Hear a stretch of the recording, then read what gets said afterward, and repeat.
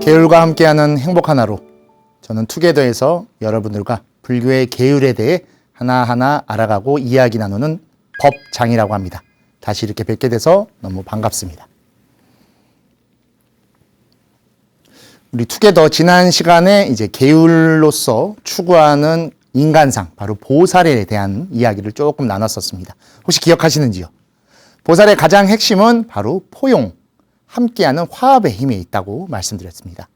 그래서 상대방을 함부로 대하거나 욕하거나 우리가 흔히 이야기하는 뒤에서 이야기하는 그런 것들을 하게 되면 그 사람에게 피로함을 주거나 상처를 줄 수 있기 때문에 그것은 죄가 된다라고 말씀해서 그러한 행동을 못하게끔 바로 보살계, 우리 계율에서 이야기하고 있는 걸 전달해 드렸습니다. 자, 그렇다면은 바로 이 계율로서 실천하는 보살의 삶의 가장 핵심이 되고 또는 가장 실천해야 되는 것이 무엇일까? 바로 오늘은 그 지점에 대해서 또는 그 실천에 대해서 말씀드리려고 합니다. 그래서 오늘 주제, 바로 그렇게 돌봐주세요 라는 내용으로 함께 이야기하려고 합니다. 돌봐주다, 바로 돌봄이라고도 표현하죠, 요새는. 그래서 함께 해주고, 힘든 게 있으면 도와주고, 아픈 것이 있으면 같이 간병해주고, 또는 힘이 부족할 때 그것을 해주러 가는, 이 모든 것들을 바로 불교에서 돌봄이라고도 표현하고, 어떻게 보면 우리가 흔히 말하는 보살행이라고 하는 자체를 이 현대의 말로 표현한다면 돌봄이 되지 않을까라고도 싶습니다. 동체대비라고도 해서 그 사람의 생각과 또는 행동과 삶의 어려운 것을 마치 나의 일과 같이 여겨주며 함께 해주는 그 자체가 바로 돌봄이고, 불교에서 그것을 가장 중요하게 표현하는 것을 바로 간병이라고 해서 오늘은 불교의 가르침, 수행, 삶, 이 모든 것들은 다 중요합니다. 하지만 가르침을 따르고 수행을 하고 삶을 사는 이 모든 것들은 바로 나의 것이 되는 것이죠. 나의 수행으로 삼는 것이고, 그것을 회양하고 실천할 수 있는 가장 중요한 것, 바로 그 중에서 으뜸으로 삼는 것이 바로 간병이 되겠습니다. 많이 들어보셨죠? 불교에서도 워낙 여러 경전이나 어른 스님들의 법문이나 가르침 속에서 이 간병 공덕에 대한 이야기는 수차례 들으셨을 겁니다. 그래서 그것이 오늘 계율로서도 설명되고 있는 내용을 같이 말씀드리려고 합니다. 바로 자비, 보살행, 동체대비, 이 세 개가 표현하고 있는 것을 하나로 정리한다라고 말하면 바로 간병이 되지 않을까 싶고, 또는 방금 말씀드렸듯이 바로 돌보다라고 해서 돌봄이 돼서 그 사람과 함께 하는 것입니다. 이 자체가 바로 화합이 될 것이고, 그 삶이 바로 보살의 모습을 갖춰주는 것. 이보다 더 나은 수행이 없을 것이며 이보다 더 수승한 공덕이 없을지도 모를 것입니다. 자, 그렇다면 계율에서, 보살계에서 이것을 어떻게 설명하고 있는지 함께 보도록 하겠습니다. 법망경의 제9 불간병계라고 하는 경구계입니다. 조금 가벼운 죄로 다루고 있죠.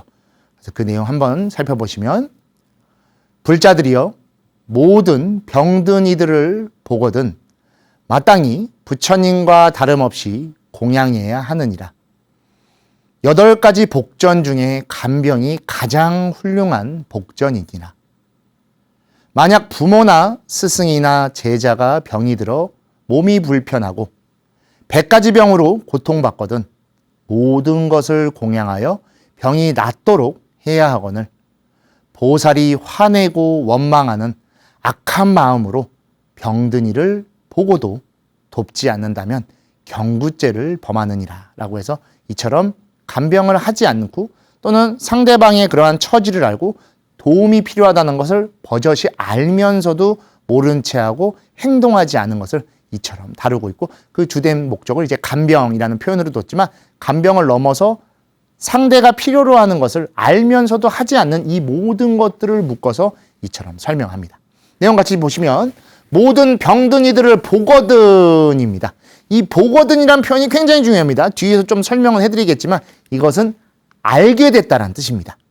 그렇다면 몰랐으면 괜찮은 건가? 그거는 크게 괜찮습니다. 내가 몰랐던 거니까. 하지만 뒤늦게라도 알아시게 되면, 또는 뒤늦게라도 보면 빨리 도와주면 되는 것이죠. 그리고 이들을 항상 부처님과 다름없이 공양해야 한다. 왜냐?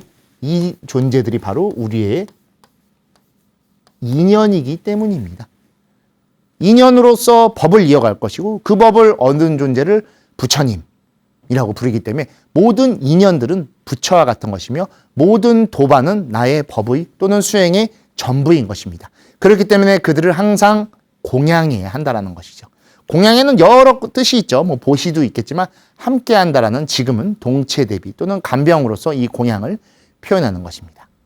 8가지 복전이라고 나와 있는데 바로 팔복전이라고 우리 흔히 얘기하죠. 그중에 간병이 가장 훌륭한 복전이다 또는 가장 으뜸의 복전이다 라고 많은 스님들 또는 경전에서도 이야기하고 있는 내용입니다.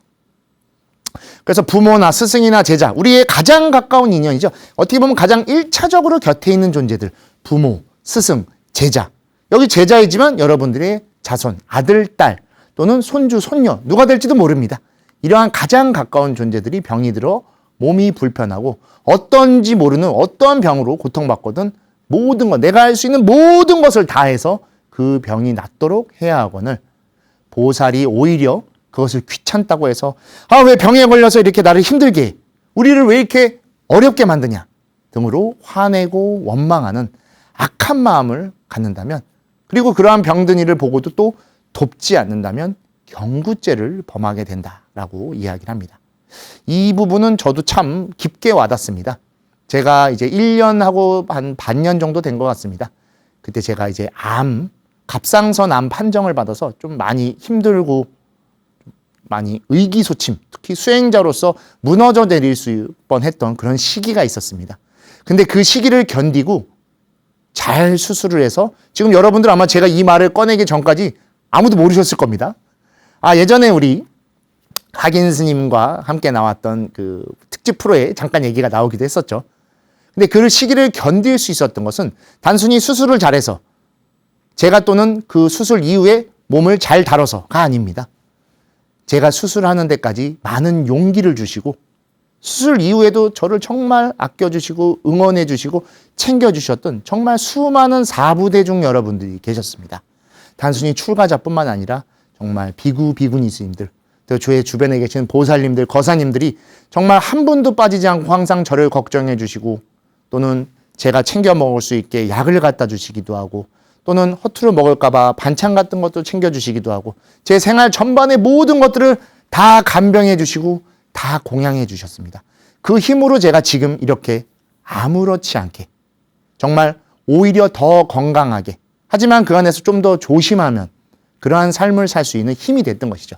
그래서 저에게 이 불간병계는 정말 다른 계율보다도 더 깊게 와닿고 저 역시도 더 희생하고 또는 더 많은 것들을 사람들과 함께 할 수 있게끔 더불어 알기 위한 노력을 하는 것도 제가 그러한 공덕을 받았고 그러한 은혜를 입었었기 때문에 그 공덕을 다시 전달해 드리고 그 은혜를 다시금 드릴 수 있는 회양을 해야겠다라는 생각 때문에 이 투게더에서도 항상 더 힘있게 그리고 더 여러분들께 힘찬 목소리로 또 힘찬 에너지를 전달해 드리기 위해서 항상 지금같이 방송을 하고 여러 가지 것들을 준비하는 겁니다.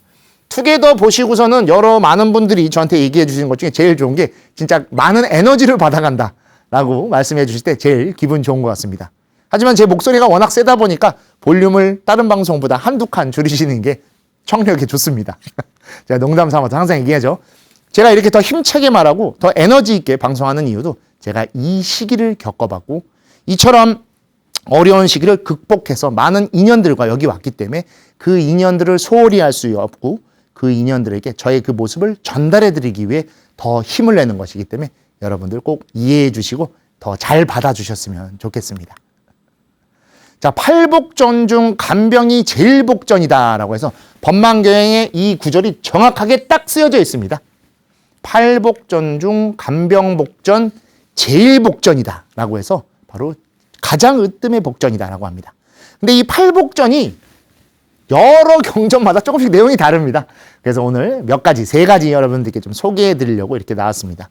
첫 번째 팔복전 가장 많이 등장하는 게 우물 만들기, 다리 놓기, 길 다듬기, 부모님에게 효도, 승가를 공경, 그리고 병든 사람을 공양하는 것, 위험에서 구제하는 것, 무차의 열기라고 해갖고 여기에도 병든 사람을 공양해야 된다라는 내용이 정확하게 들어있습니다.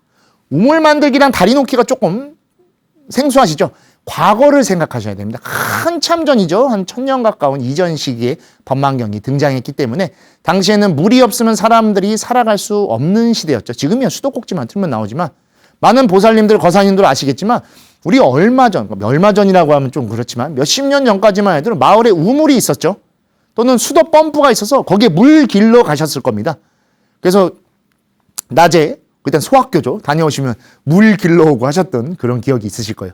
저도 그렇게 나이가 많지는 않지만 저희 어렸을 때 마을에 이 수도 펌프가 있었던 거를 기억합니다. 그래서 마중물이라고 해서 그 물을 넣고 막 하면 물이 나와서 통에다, 이게 다라이라고 하죠. 그 표현을 쓰면 안 되죠. 통에다가 물을 받아서 길어왔던 기억이 있습니다. 다리 놓기는 뭐냐? 사람과 사람들이 왕래할 때 다치지 않고 또는 위험 요소를 없애기 위해서 이러한 것들을 한다는 뜻입니다. 자, 두 번째 팔복전 보시면 부처님, 성인, 화상. 화상은 이제 우리가 은사스님이라고도 많이 표현하죠. 스승과도 같은 겁니다. 아사리. 아사리는 아짜레라고 해서 선생님인 겁니다. 불교를 전달해 줄 수 있고 불교를 알려주신 분을 아사리라고 하고, 제가 아마 한 지지난 방송 정도부터 기존에는 우리 그러니까 유튜브로 보시는 분들은 모를 겁니다. 방송으로 꼭 챙겨봐 주십시오. 방송에서 보시면 항상 해인사에서 강의하는 모습이 나오고 해인사 승가대학 학감 법장 스님이라고 나왔던 소개 멘트가 조금 바뀌었을 겁니다. 제가 이번 동안거, 즉 2024년 동안거, 2025년이 되겠죠.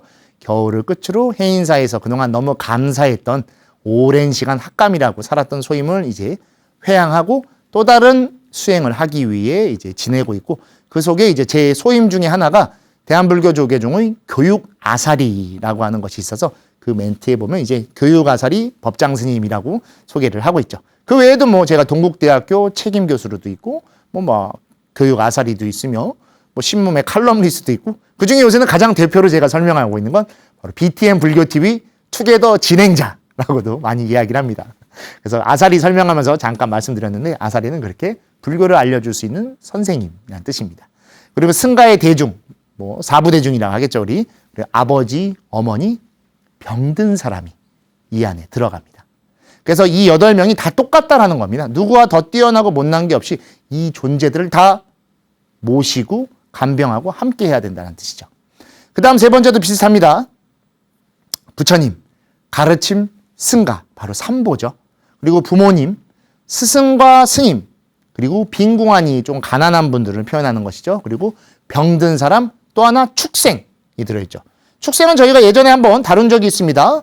반려동물이라고 해서 반려견, 반려묘, 강아지나 고양이들에 대한 이야기도 했죠. 여기도 똑같이 들어있습니다. 다 돌보라고 나와 있죠. 그래서 그것들과 함께 병든 분, 바로 이 병든 사람에 대한 내용이 들어있고, 이것을 간병이라고 하는 이름으로 두고 있어서 이 팔복전 모든 곳에 똑같이 적용되고 있는 것이 바로 이 병든 분께 공양을 올리는 간병을 해야 된다는 것을 중요시하게 다루고 있는 것을 알 수 있습니다. 지극한 마음으로 간병을 해야 된다라고 나와 있지만 이게 쉽지가 않습니다. 간병을 하는 것도 제가 직접, 저는 안병동에 이제 입원을 했었는데 정말 많은 분들을 뭐 하시는 간병사분들도 계시고 가족분들도 계시고 많은 또 형제들이나 다양한 분들이 와서 간병하시는데 많이 싸우십니다. 왜냐하면 병수발이라고 하죠. 우리 이 간병하는 것이 굉장히 어렵습니다. 그리고 이 수술하시고 치료하시는 분이 엄청 예민하기 때문에 많이 충돌이 나와서 이 간병을 하다가 많이 싸우는 경우가 있고, 가족들이 그렇게 해서 와야 되는 경우들도 많죠. 또는 그 안에서 보면 좀 안타까운 것들도 굉장히 많죠. 그래서 경전에서도 이렇게 나눠서 설명하고 있습니다. 병에 걸린 이를 보고도 싫어하는 마음, 분노하는 마음, 즉 화내는 거죠. 그냥 무작정 싫어하는 겁니다. 그리고 돌보지 않는다면 염오에 의한 위범이다라고 해서 이 염오라고 하는 것은 바로 번뇌에 쌓여 있는 것이다. 즉 업이 된다라고 표현하고 있는 것입니다. 불교에서 업이 가장 위험하고 조심해야 되는 거라고 제가 거듭 설명해 드리죠.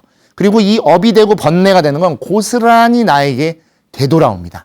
인과응보, 자업자득에 의해서이죠. 그래서 이처럼 하는 것은 간병을 하지 않아 죄가 되는 것이죠. 하지만 밑에 조금 다른 경우가 있습니다. 나태하고 게을러서 돌보지 않는다면 염오에 의한 위범은 아니다. 즉 좀 귀찮아서 또는 어쩌다 보니 하려고 했었는데 아차 싶어서 그렇게 하는 거는 하려고는 했던 마음이 있기 때문에 번뇌는 아니라는 것입니다. 왜냐하면 그 안에 미안한 마음을 갖고 있거나 좀 해야겠다라는 생각이 들어있기 때문에 이 자체는 어분되지 않는다라고 합니다. 그리고 또 하나, 이게 되게 중요하죠.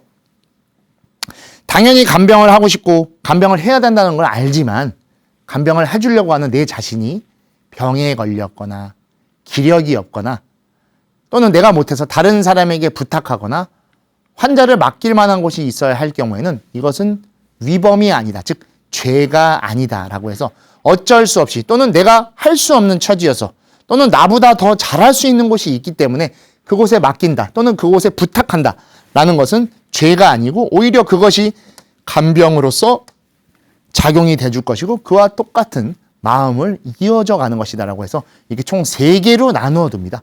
왜 간병을 안 해? 라고 해서 오해를 살 수도 있기 때문에 이런 부분에서 바로 계율에서도 참 아주 꼼꼼하게 섬세하게 나눠서 그것이 그 사람에게 오히려 죄가 되지 않게끔 또는 불편한 마음이 갖지 않게끔 또는 간병을 받는 분이 그로 인해서 오해를 갖지 않도록 하기 위해 섬세하게 나눠서 이야기하고 있는 것입니다. 바로 이러한 간병을 하는 존재는 우리를 보살이라고 하고 우리 앞서 시간에서도 보살에 대해 한참 말씀드렸죠. 근데 보살하면 우리가 자비심, 자비라고 표현하지만 첫 번째는 자비도 자와 비가 함께 합쳐진 표현입니다. 그래서 맨 처음엔 이 비심을 더 중요시 생각합니다.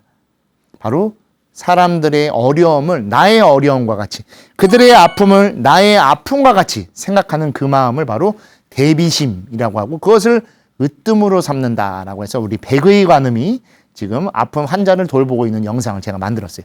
요거 제가 오픈 AI, 즉 우리가 흔히 알고 있는 그런 인공지능에게 보살에 대한 설명을 한참 알려줍니다. 그 다음에 너가 지금까지 나를 통해서 들은 보살의 모습을 간병하는 모습으로서 이미지를 만들어줘라는 명령어를 제가 넣었더니 이렇게 그림을 만들어준 겁니다.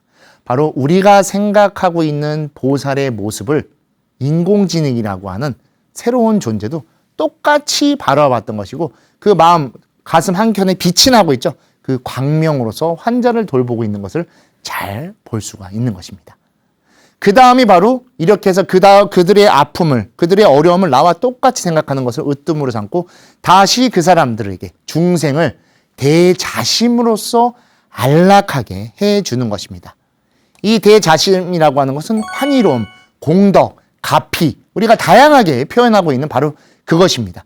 그래서 이것을 합쳐서 우리는 자비, 자비심이라고 이야기하는 것이고 이 자비라는 한 표현에는 그들의 아픔을 함께 보살펴주고 그들에게 다시 행복을 전하려고 하는 이 두 가지 대비심과 대자심이 함께 어우러져 있는 것이고 그것을 실천하고 행동하는 존재를 바로 우리가 보살이라 부르는 것이며 또 한편으로 관세음보살, 백의관음으로도 이와 같이 이미지로 나타낼 수 있는 것입니다. 그리고 이러한 보살행을 이 시대의 언어, 이 시대의 표현으로 말한다면 바로 호스피스라고 이야기할 수 있을 것입니다. 우리 여기 스님들 모습이 많이 보이시죠? 우리 BTN 불교TV에서 AI와 붓다라는 방송을 하셨던 우리 보일 스님이 계십니다. 저와 함께 해인사 승가대학을 오랜 시간 거의 10년 가까이 같이 학장으로서 저는 학감으로서 운영했었는데 그때 저희가 만든 교육 프로그램이 하나 있습니다. 바로 보디사트바 호스피스 교육이라고 해서 그 교육의 모습입니다. 우리 해인사 승가대학에 들어오셨던 스님들이 4년의 불교 공부를 다 마치고 자신이 수행을 하는 거죠. 그 안에서. 그렇게 닦은 수행력을 과연 얼마나 많이 중생들에게, 사람들에게 전달할 수 있을까라고 해서 4학년 마지막 대교반이라고 부르는데 그때 저희가 한 달 가까이 울산에 있는 자재병원으로 보냅니다. 그래서 직접 호스피스 활동을 하게 하는 것이죠. 이곳에는 많이 아프신 분들, 누군가의 도움이 절실히 필요한 분들, 또는 금생의 삶을 이제 곧 마칠 준비를 하시는 분들, 그리고 그렇게 떠나가시는 분들이 다 모여 계십니다. 우리 스님들이 자신의 수행을 올곧게 하고 그리고 두타행을 통해 자신의 삶을 잘 다스려 나가지만 타인의 삶을 자비심으로 함께하고 그것을 동체대비로 하는 경우는 굉장히 적습니다. 그리고 많은 경전에 죽음, 윤회라는 표현이 너무 잘 나오다 보니까 그것을 자칫하면은 그냥 당연한 걸로 받아들일 수도 있습니다. 살아있는 모든 존재는 숭고하고 존중받아야 되는 존재입니다. 그리고 그 살아있는 존재는 언젠가 살아있기 때문에 반드시 죽을 수밖에 없습니다. 살아있는 존재가 숭고하고 존중받아야 하듯이 죽음을 앞두고 또는 죽음도 똑같이 숭고하고 가장 존귀한 일일 수밖에 없는 것이죠. 한 사람의 인생이 마무리되는 장면이기 때문이죠. 그리고 그곳에서 우리 스님들이 할 수 있는 역량들을 키우게끔 만든 게 이 모습입니다. 보시면은 우리 스님이 이제 아프신 분의 손을 꼭 잡고 기도하는 모습 이렇게 두 개가 있죠. 그리고 또는 눈을 감을 준비를 하고 계신 분께 금강경 경전을 우리 스님들께서 독경해주고 있는 모습, 또는 함께 웃으면서 이렇게 이야기를 나누고 있는 밝은 모습, 그리고 또 젊은 스님이 손을 잡고 같이 축원을 하는 모습, 또는 햇살이 좋은 날 어르신을 모시고 스님이 직접 이렇게 나와서 이야기도 나누며 우리가 흔히 얘기하는 산책도 나누는 모습, 정말 아름다운 모습이 아니지 수 없습니다. 이것이 바로 보살행이고, 그 보살행을 현대 표현으로 우리가 호스피스라고 하고 있는 것입니다. 그리고 현재 불교에서도 이 호스피스에 대해서 굉장히 중요시 생각해서 호스피스 전문 병원들을 굉장히 많이 만들고 있는 모습입니다. 가장 대표적으로 우리 불교 요양병원이라는 이름으로, 호스피스가 영어 표현이다 보니까 요양병원이라는 이런 이름으로 써서 우리 최근에 연 거죠. 대한불교 조계종에서 승려 복지를 위해서 만든 스님들이 여기에서 이제 호스피스, 요양을 받으시는 아미타 불교 요양병원이라는 곳이 있습니다. 그리고 가운데가 이제 앞에 말씀드렸던 우리 울산에 있는 정토마을 자재병원이라고 해서 해인사 승가대학에서 오랜 시간 이곳에서 같이 수행을 하고 호스피스를 닫게 한 것이죠. 그리고 우리 또 파라밀 요양병원이라고 해서 또 출제가 분들의 호스피스를 할 수 있게끔 하는 것이죠. 이처럼 이러한 호스피스의 활동과 그것을 후원하기 위한 병원들의 활동들을 굉장히 많이 하고 있습니다. 그 첫째 이유는 모든 존재는 언젠가 늙고 병들고 죽을 수밖에 없기 때문인 것이죠. 그리고 그러한 일련의 과정들을 살아있기 때문에 겪을 수밖에 없는 것이기 때문에 너무 싫다라는 회의적이고 염세주의적으로 보는 것이 아니라, 그러한 하나하나의 노병사를 숭고한 것으로 받아들이고 모두가 겪을 수밖에 없는 일이라는 것을 받아들이며 법으로서 다가가는 겁니다. 왜냐하면 바로 부처님이 출가하셨던 그 장면, 바로 사문유관이라고 하는 것에 그 모습이 고스란히 똑같이 담겨있기 때문입니다. 크샤트리아로 태어난 태자 고타마 시타르타가 어느 날 성문의 동남서북 네 방향으로 나아가게 됩니다. 그때 각각의 장면에서 바로 동쪽에서 여기 있는 노인을 만나게 되고, 그 다음에 남쪽에서 아픈 분, 서쪽에서 죽은 분, 그리고 북쪽에서 수행자를 만나는 동남서북의 노병사를 다 보고 충격을 받습니다. 모든 존재가 나이 들고 병들고 죽을 수밖에 없구나. 내가 설령 태자일지언정, 크샤트리아는 신분을 갖고 있을지언정 결국 나도 똑같이 이러한 가정을 밟을 수밖에 없구나. 그렇다면 이러한 명예며 이익이며 아무 의미가 없구나라는 마음에 그것을 초월하고 받아들이고 오히려 그것보다 더 나은 삶을 살 수 있는 것을 고민하시던 끝에 출가자의 모습을 보고 본인도 출가를 해서 수행을 해 깨달음을 얻으시게 되는 것이죠. 그렇기 때문에 불교에서는 이 태어났기에 나이 들고 병들고 죽는 이 과정을 두려움이 아닌 삶의 가장 성스러운 모습으로 두고 있는 것입니다. 살아있다라는 건 바로 이 과정을 거치는 겁니다.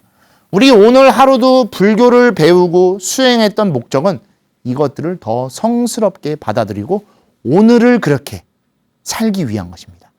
오늘을 그렇게 잘 살게 되면 내일은 기대될 것이고, 지나간 어제는 후회가 아닌 행복한 기억 또는 추억이 될 것입니다.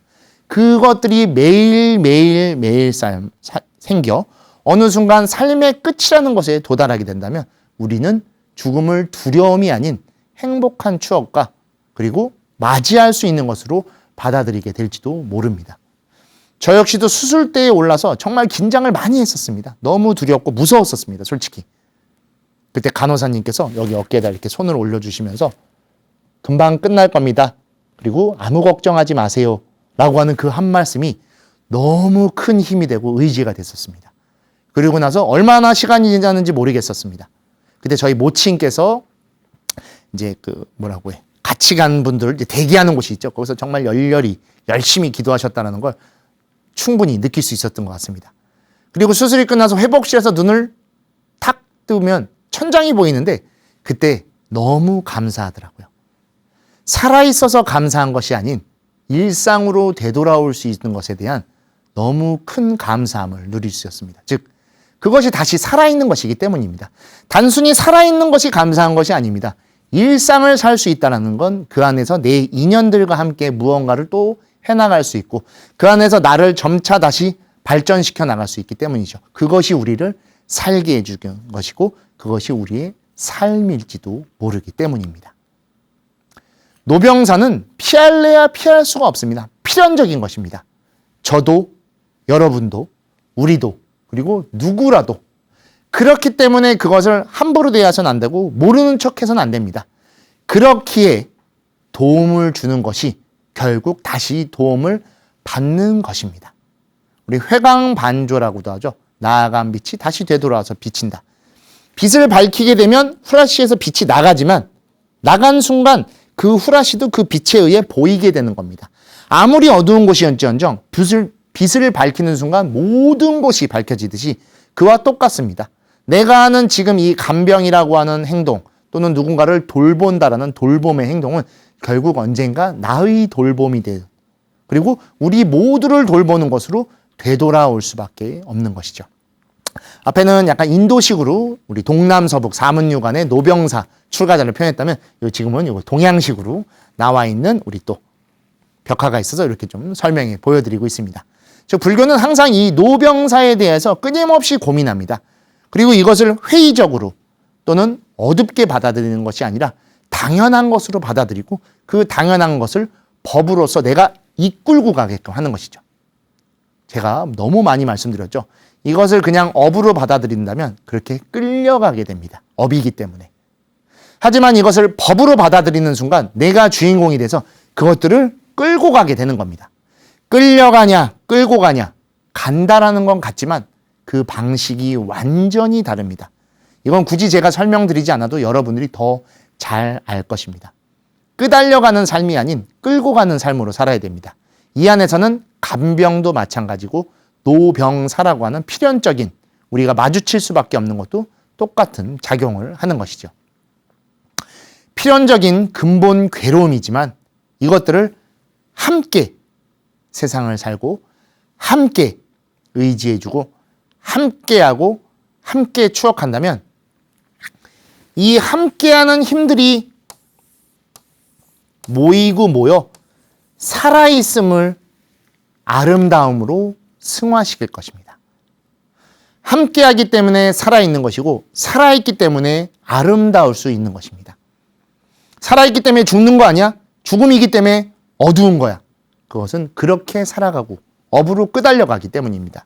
살아있기 때문에 바뀔 수 있고 살아있기 때문에 웃을 수 있고 살아있기 때문에 오늘 하루 살아있는 것입니다. 그래서 이보다 아름다울 수 없고 환희로울 수 없는 것입니다. 이제 새봄이 다가왔죠. 봄은 항상 아름다움, 밝음으로 표현됩니다. 그 봄이 오기 위해선 까마득하게 추웠던 긴 밤을 보내는 겨울을 보내고 다시 땅이 녹았을 때 그 아름다움이 피어나듯이 우리도 그 속에 아름다움이 있는 것입니다. 불교를 모르고 부처님의 가르침을 만나지 못해 어둡고 긴 밤을 보내실지언정 내가 살아있다라는 것이 얼마나 아름답다는 것을 이제 알고 인연들과 함께 법답게 함께 오늘 하루를 하루하루 살아갈 수 있는 힘을 기른다면 우리는 그 겨울을 보낸 새 봄과 같이 그 안에서 생명이라고 하는 삶이라고 하는 그 힘으로써 아름답게 살아갈 수 있을 것입니다. 살아가는 삶의 가장 성스러움은 죽음이 있다는 것입니다. 무슨 소리야? 죽음이 뭔데? 하지만 그 끝이 있기 때문에 우리의 오늘이 항상 마지막이라는 것을 알 수 있는 겁니다. 여러분들 방송을 보고 계신 지금 이 순간도 우리 삶의 처음 맞이하는 순간이시며 마지막 순간입니다. 이 찰나가 지나가면 두 번 다시 방금 찰나는 되돌아오지 않습니다. 방금 전에 제가 말씀드린 그 순간도 이미 시간과 함께 지나가 버렸죠. 그리고 그 시간은 절대로 되돌아오지 않습니다.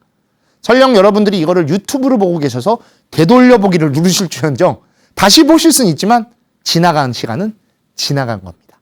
되돌아오지 않죠. 그렇기 때문에 매 순간을 성스럽게 생각하고 그 안에서 법답게 고민할 수 있는 것입니다. 그리고 그렇기에 오늘의 가치를 알고 그 순간의 소중함을 알기 때문에 내일의 감사함을 알 수 있는 것입니다. 처음이자 마지막인 그 순간이기 때문에 내일이 올 수 있다는 것은 기적적인 일인 겁니다. 이 마지막이 진짜 삶의 마지막이 될 수도 있는 것이죠. 하지만 이 마지막은 또 다른 시간을 불러온다는 건 우리가 살아있다라는 증거입니다. 살아있기 때문에 항상 그 순간의 가치를 알고 내일에 대해 항상 감사할 줄 알아야 됩니다. 가치와 감사함은 항상 하고 있고 언제나 곁에 있는 듯 하지만 우리가 그거를 놓치는 순간 가치 없는 삶이 될 것이고 감사함이 없는 무료한 내일만 이어지게 될 겁니다. 하지만 똑같은 시간, 비슷한 환경, 같은 인연 속에서 살아가고 있지만 내 생각이 바뀌는 순간 그 가치가 새롭게 보일 것이고 감사함이 더욱 크게 될 것입니다. 아, 내 안은 이렇게 힘들고 내 삶은 이렇게 무료한데 왜 이렇게 세상이 안 바뀌지? 여러분, 세상이 바뀌는 것이 아니라 그 세상 속에 있는 내가 바뀌는 것입니다. 그리고 나를 유지해주는 내 마음이 바뀔 때 세상이 같이 달라지는 것입니다. 매일같이 듣는 라디오 속 또는 여러분들의 이어폰이나 스피커 속의 노래도 내가 그 감정이 됐을 때 가장 그 노래를 받아들이죠. 그래서 종종 이런 얘기가 있죠.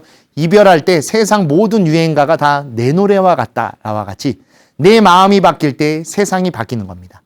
세상이 바뀌어 내 가치와 감사함을 전해줄 것을 기다리는 것이 아닌 세상을 바꾸기 전에 내 마음을 먼저 바꿔 내 마음으로서 세상을 더 가치 있고 감사하게 살아갈 수 있는 그 힘을 기를 때 우리가 살아있다는 것을 가질 수 있는 것입니다. 그리고 지금은 내가 건강하기 때문에 누군가를 도울 수 있고 때로는 지금 내가 아파서 누군가의 도움을 받지만 지금은 항상 지나갑니다. 그리고 내일은 그렇게 다가오게 됩니다. 그리고 내일 건강했던 내가 어떻게 달라질지 모르죠. 우리는 노병사를 겪기 때문입니다. 그때 내일은 누군가의 도움을 받을 것이고 지금은 내가 아프지만 내일 내가 다시 좋아져 누군가에게 도움을 줄 수도 있을 것입니다. 이 글을 제가 만들면서 정말 제 삶과 같이 받아들이면서 썼던 겁니다.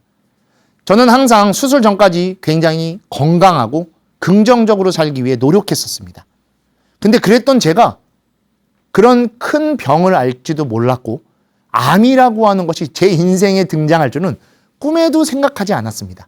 아마 방송 보시는 많은 분들도 똑같을 겁니다. 내일은 아니겠지라고 생각하는 그것이 내일 나에게 갑자기 생겨난 겁니다. 그렇게 우리는 갑자기 생겨납니다. 어떤 대비할 수도 없게끔. 그래서 지금 항상 여실하게 내 삶을 살아가고 주변의 그런 것들과 화합할 수 있어야 됩니다. 만약 그때 제가 병이 난 그 순간에만 급급해서 무언가를 했다라고 하면 지금 이 모습이 될 수 없었을 겁니다.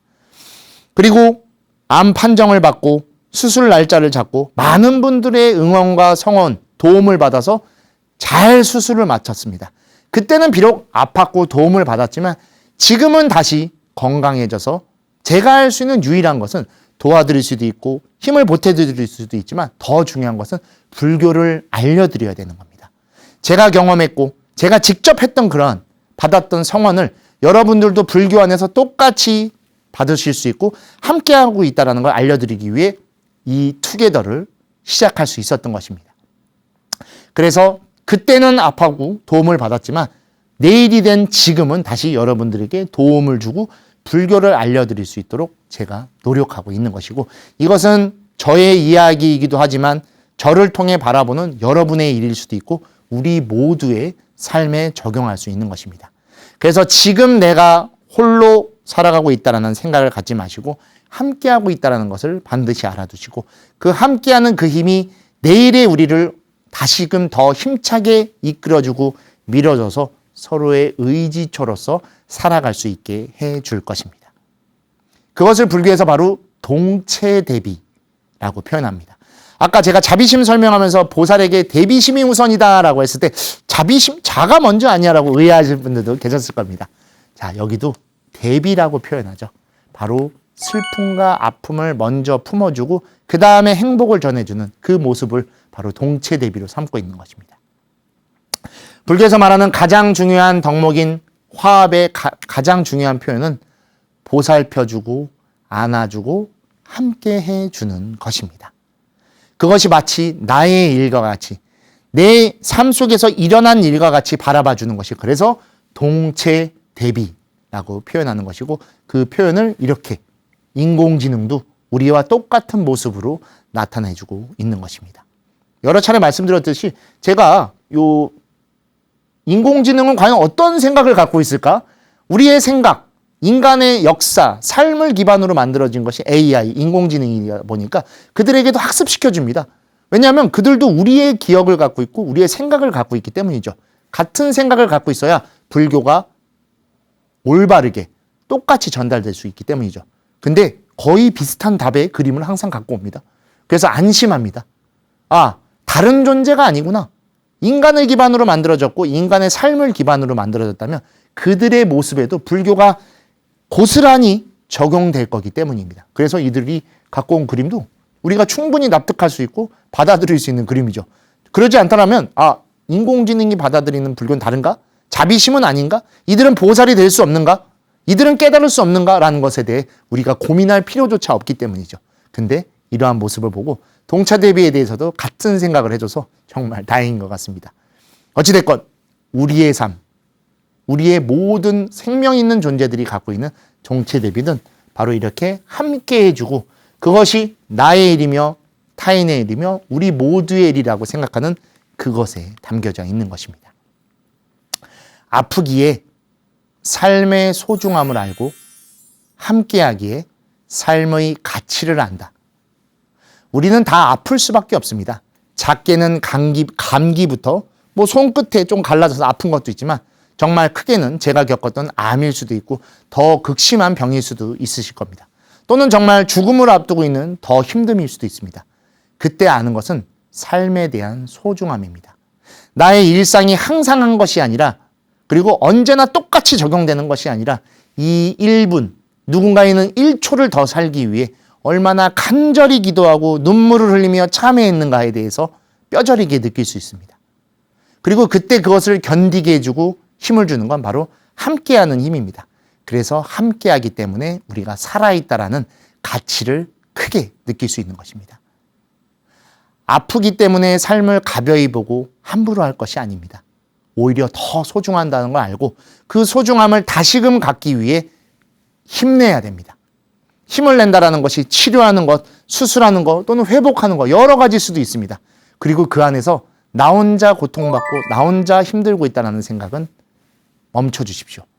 여러분 곁에 누군가가 항상 여러분을 간병하고 있고 도와드리고 있고 한 번 더 움직이게 하기 위해 힘써주고 있을 것입니다. 그 안에서 우리가 살아있다라는 삶의 가치를 여실하게 느껴주십시오. 오늘 하루 우리는 이렇게 살아있습니다. 살아있어서 제가 투게더를 여러분께 설명해 드릴 수 있고 여러분이 저희 투게더를 함께 해줄 수 있는 겁니다. 그래서 우리 투게더는 법장 스님이 설명하는 투게더이지만 여러분과 제가 함께하는 우리 모두의 투게더, 말 그대로 제목이 갖고 있는 함께하는 방송일 수 있을 것입니다. 그러한 아름다운 가치 속에서 우리의 소중함을 더 극대화시켜주고 서로에게 의지처로서 큰 힘이 되어주는 말 그대로 대비심과 대자심, 자비심이 향상하는 동체대비로서 오늘 하루 여러분의 삶이 더욱 행복하고 환희로운 시간이 되셔지기를 제가 간절히 발언드리며 오늘 투게더를 통해 여러분들에게 보살행의 실천이 무엇인지 바로 간병이 우리 불교에서 어떠한 것을 말하고 있는가에 대한 설명을 드렸습니다. 주변의 인연들과 오늘 하루의 가치를 여실하게 느끼며 더욱 행복한 시간 보내시기를 발언드리며 저희 투게더 오늘 여기서 마치도록 하겠습니다. 감사합니다.